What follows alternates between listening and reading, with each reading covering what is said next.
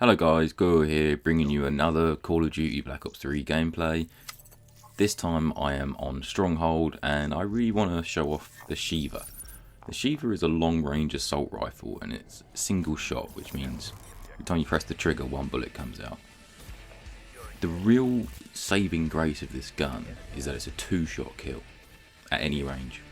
You're going to two-shot people. If you've got the high caliber attachment, which I'm yet to get, it's a one-shot kill to the head at almost any range. Now that's really powerful, and you'll notice I play pretty campy on this particular gameplay because the Sheiva really is quite a campy gun. It's not good up close because you've only got that single shot. It's a lot harder, especially without rapid fire, to get rounds off really quickly because there's a pause in between each round. You can't just spam your trigger as fast as it'll go, because then this gun would be overpowered and you would be able to burst into a building spamming your finger. The only way you can do that is with rapid fire, which again is an attachment I'm yet to unlock for this gun. But one thing I can tell you about this gun, certainly with a grip, red dot and quick draw, is that it's so accurate. It's essentially like a sniper rifle. If you can get that second shot off, that kill you just saw there, it's pretty untypical of the Sheiva. You know, it's a close range gunfight. I really should have lost that. I'm not too sure what the enemy was doing, if he missed me or what, but that's not the sort of gunfight you should win. And then that other example where I died really sort of shows some of the limitations with a single shot. You have to be really accurate. You have to hit the bullets because you're not spraying out bullets. You know, you're not just spraying and praying. You have to make sure every bullet counts, otherwise you're going to get killed with this gun. It's really important to remember that. That's why I play campy with this gun, because there's no other real way to play with it, certainly without rapid fire. There's a few things the Sheiva is really good at doing, and one of them, as you can see from here, I keep going to this window because down by the sandbags there and up in the building windows, the enemy keeps coming, and mostly the snipers keep going those top windows. Now, the only other gun I would really want in this situation is maybe the M8, but with the ability to two-shot kill with the Sheiva, it means I can challenge snipers, which you can't do with every gun. Most of the time, if you encounter a sniper, you probably want to try and flank round him, get behind him, or get as close as possible to the point of where he's really useless. But with the Sheiva, you don't need to do that. And if you come back to the video I made a few days ago about map positioning with assault rifles and head glitching, if you head glitch with a Sheiva, you're nigh on unstoppable. As long as you hit your bullets, you're unstoppable. And if you can work your way up to get the high caliber, where you're getting that one-shot headshot, I imagine you'll be getting a lot of kills that you don't expect to get. What's important is that if you are using high caliber on any gun, you actually have to try and aim for the head. You have to try and be more accurate, otherwise there's no point running high caliber, because it only multiplies the headshot damage. It doesn't multiply any other shot. If you're shooting with the body, high caliber does nothing. So you have to try and actually aim for their head, and I can understand for some people it's hard enough to aim at the enemy, let alone to pick a pinpoint part of their body, but it all comes through practice. And a really good way to practice Call of Duty is to go in a private match, put on bots, put it on free-for-all, put them on recruit level, where they're the easiest and they're essentially just running targets, and just shoot them for 20 minutes. If you do that, not only are you warming up, and you can warm up in Call of Duty, it's a thing, your shot gets better the more you play, the more you focus, but it also will teach you accuracy without really having any penalties of not leveling up or losing your win-loss ratio or your kill-death ratio. It's something you can really practice with like zero negativity at all. So I really urge you guys to try that. Get in a custom game, put bots on recruit level, or if you want to put them on the hardest level you can, because in this game the bots on hardened, they're actually pretty hard. They're really good.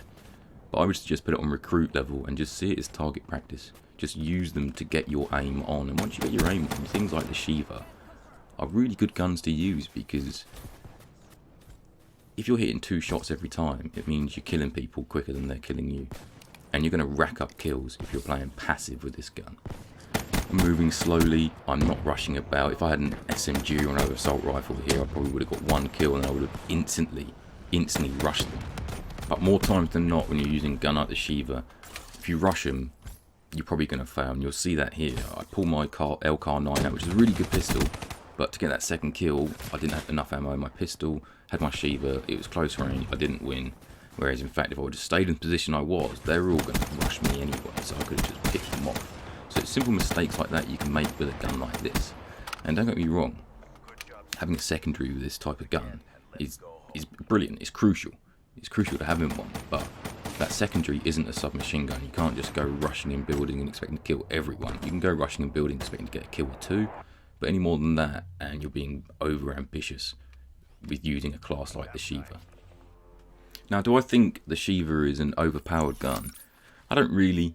I think Call of Duty has a long history of really powerful, overpowered single shot weapons. And the best example I can think of is the FAL in Black Ops 2. Single shotgun, 2-shot kill. The real advantage of that gun is that it had no fire rate cap, so you could fire it as fast as your trigger finger would pull. So that made that gun overpowered. You can't do that with the Sheiva. Now if you use rapid fire, it does make this gun overpowered, and I think to some extent high caliber does, but if you use high caliber, you still have to be a really good shot, and that is the balance of the Sheiva. You still have to hit people in the head, and that's not always easy. I do think this is a balanced gun, and the biggest reason I think it's balanced is because there's so many other guns that I would rather use than the Sheiva. The Sheiva is only good in certain situations. That's it. It's good for one person to have on a team, to hold down the spawns, to hold down the flags.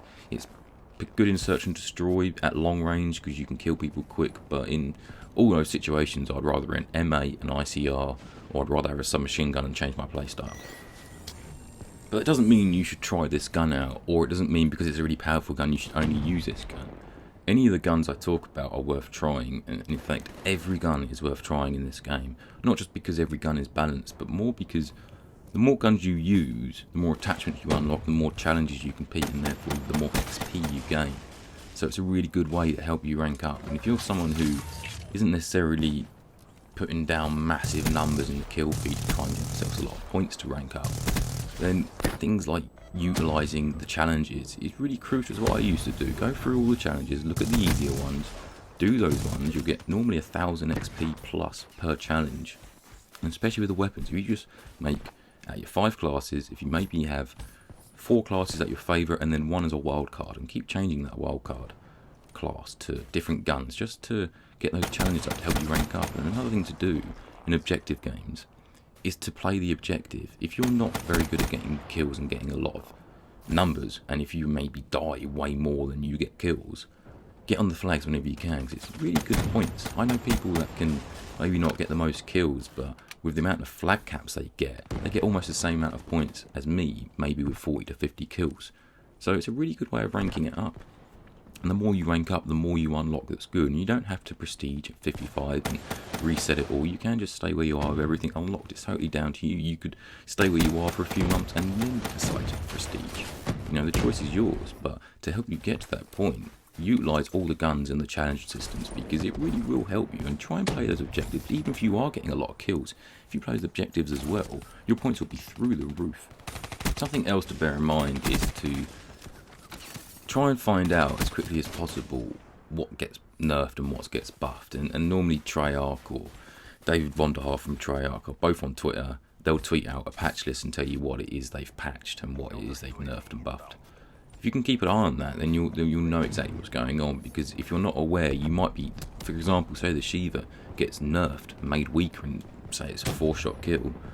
You might be using that gun not knowing that it's been nerfed and really sucking with it, and just thinking the game is rubbish, or your connection is rubbish, or there's something wrong with your internet, or there's something wrong with your console. And in fact, the game has just made the gun weaker because it's too overpowered. So I really would keep an eye out for things like that, because guns you're using that are really powerful within weeks can suddenly not be anywhere near as powerful and be made irrelevant. Now, Treyarch have a good history of making guns balanced. Normally, if a gun is too overpowered, they'll make it balanced to the point where it's good, but it's not excellent. They don't want any one gun standing out from the rest, because there is no balance in that. Like previous Call of Duties, in Advanced Warfare there was 2 go-to guns. In Call of Duty Ghosts there was maybe 4 to 5 go-to guns. Whereas Black Ops 2, there was 10 guns that people use in competitive, and now in Black Ops 3, people are using almost every gun except a select few, and obviously things like rocket launchers which aren't viable in competitive. That's about all we've got time for today, guys. Don't forget, starting today until Monday, it's double XP. If you want to get ranked up, that is the time to get on. You're getting double points for kills, double points for flags. and you'll be surprised how quickly you'll level up. Certainly if you've been struggling recently, if you're, for example, only getting 5 to 10 kills a game, then suddenly you're getting 10 to 20 kills a game worth of points. So get on that, have some fun. I hope you learned something. I hope you enjoyed this video. I really appreciate you guys watching it, and like, comment and subscribe, and I'll see you later, guys. Bye.